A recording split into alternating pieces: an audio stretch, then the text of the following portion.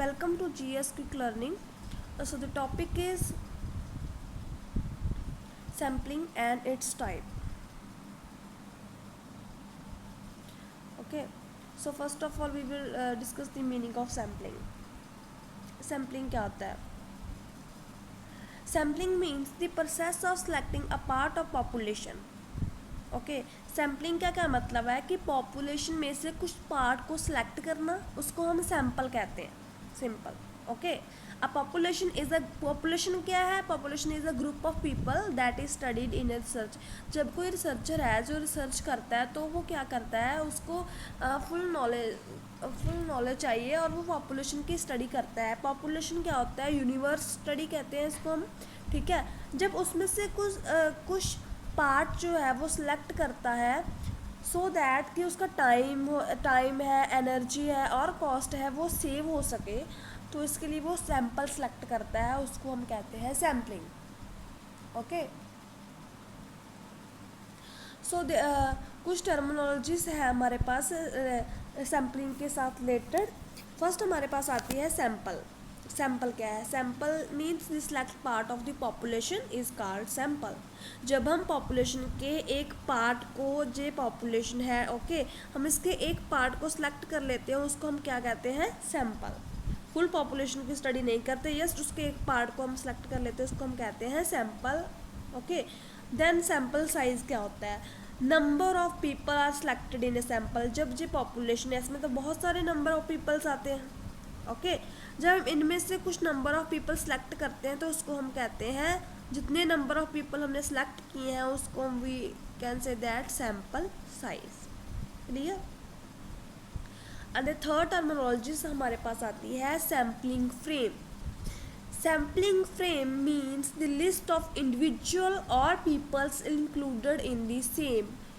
It reflects who will be include in the sample. Sampling frame we can say that कि कितने number of individual list आती है इसमें कि कितने नंबर ऑफ इंडिविजुअल हमारे पास आते हैं. नंबर ऑफ इंडिविजुअल हमारे पास सैम्पलिंग में इंक्लूड होते हैं, उसको हम कहते हैं सिंपली सिंपल फ्रेम. एक फ्रेम जैसा हमने बनाना होता है. और फोर्थ टर्मिनोलॉजी हमारे पास आती है sampling techniques. It refers to the technique और procedure use to select member of sampling. जो हमारे पास पॉपुलेशन है, हम कैसे सिलेक्ट करेंगे कि सैंपल इसको लेना है, सैंपल इसको लेना है और सैंपल इसको लेना है. सो इस सैंपल को सिलेक्ट करने के लिए जो टेक्निक, जो मेथड, जो प्रोसीजर हम यूज़ करते हैं उसको हम कहते हैं sampling techniques. Okay clear. So sampling means to process to select a part of the population. Okay ये हम क्यों करते हैं सैम्पलिंग? बिकॉज जब रिसर्चर रिसर्च करता है कभी टाइम उसके पास टाइम नहीं होता, ज़्यादा कॉस्ट नहीं होती पे करने के लिए और ज़्यादा एनर्जी नहीं होती, टाइम कम होने के कारण वो क्या करता है, पॉपुलेशन में से कुछ सैंपल उठा लेता है, उस पर हाइपोथेसिस और अदर टेस्ट जो है वो अप्लाई करता है, उसको हम कहते हैं सैम्पलिंग. ठीक है. And next is types of sampling.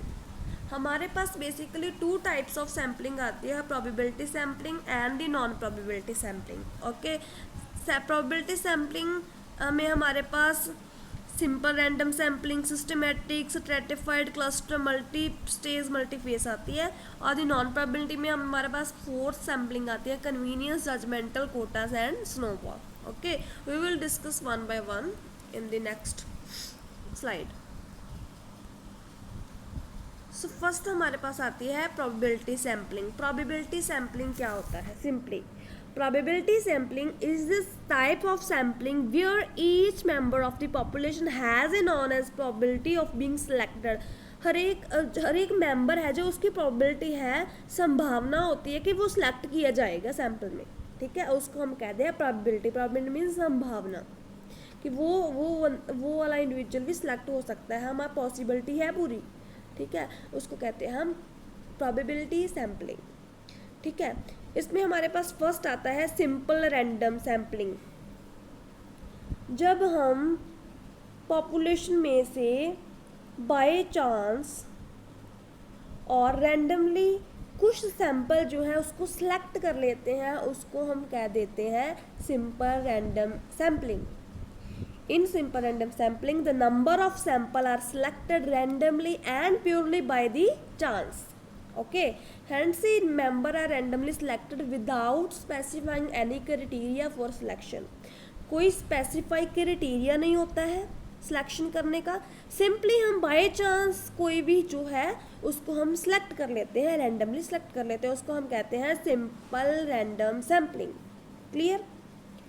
Second हमारे पास आता है स्ट्रैटिफाइड रैंडम सैम्पलिंग। इसमें क्या होता है, in stratified random sampling first the population is divided into a sub group, जिसको हम स्ट्रैटा कहते हैं। इसमें क्या होता है, जो पॉपुलेशन है इसको हम क्या करते हैं, पहले छोटे छोटे पार्ट्स में डिवाइड कर लेते हैं। जो ये पार्ट होता है उसको हम क्या कहते हैं, स्ट्रेटा। ओके, जब हम इसको डिवाइड करते हैं छोटे छोटे पार्ट्स में, ओके, अपनी पॉपुलेशन को, तो इसको हम स्ट्रैटा कहते हैं। और जो डिवाइडेड इनटू सब पार्ट, सो इसमें हम बेसिकली ये कह सकते हैं, जो इनमें स्ट्रैटा में से जब हम सिलेक्ट करते हैं सैंपल को, उसको हम कहते हैं stratified random sampling. Okay, in stratified random sampling firstly we divide the population into sub parts, sub groups known as strata. Then the member each group में से जो 3 ग्रुप बन गए हमारे पास, इनमें से सैम्पलिंग 1-2 नंबर ले लेना, इनमें से 1-2 ले लेना, इनमें से 1-2 ले लेना, इसको हम कहते हैं स्ट्रैटिफाइड सैम्पलिंग। ओके, उसके बाद हमारे पास आता है थर्ड टेक्निक। थर्ड हमारे पास आता है सिस्टमेटिक। ये नाम से हमें बता रहा है कि इसमें क्या होगा, सिस्टमेटिक वे से हम जो है सैंपल सेलेक्ट करेंगे। Okay, in systematic sampling, a number occurring after a fixed interval is selected. The number occurring after fixed interval is known as kth element. For instance, where researchers want to select number of, इसमें basically क्या होता है कि systematic way से हम जो है sample को सिलेक्ट करते हैं एंड आफ्टर फिक्स्ड इंटरवल, मान लो हमने पहले 1 से 4 लिए, 1 से 4 तक सैंपल सेलेक्ट कर ले, उसके बाद एक हमने गैप पाना है, उसके बाद फिर कुछ नंबर सेलेक्ट करने हैं, मान लो हमने 11 से 15 नंबर सेलेक्ट करने हैं, उसके बाद फिर गैप पाना है, मतलब कुछ फिक्स्ड इंटरवल के बाद नंबर सेलेक्ट करना है, उसको हम कहते हैं सिस्टमेटिक सैम्पलिंग। क्लियर। नेक्स्ट हमारे पास आता है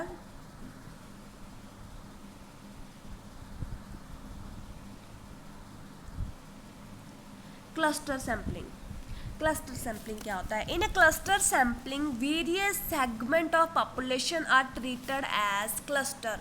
हम जो पॉपुलेशन होती है हमारी, उसके हम एक सेगमेंट बना लेते हैं, जैसे उसमें हमने स्ट्रैटा बनाए थे ना, इसमें हम वैसे ही उसी तरह सेगमेंट बना लिए, पॉपुलेशन को डिवाइड कर लिया, बट इसको हम क्लस्टर बोलते हैं। इसमें क्लस्टर सैम्पलिंग में इसको हम क्लस्टर बोलेंगे, उसको स्ट्रैटा बोलते थे, इसको क्लस्टर।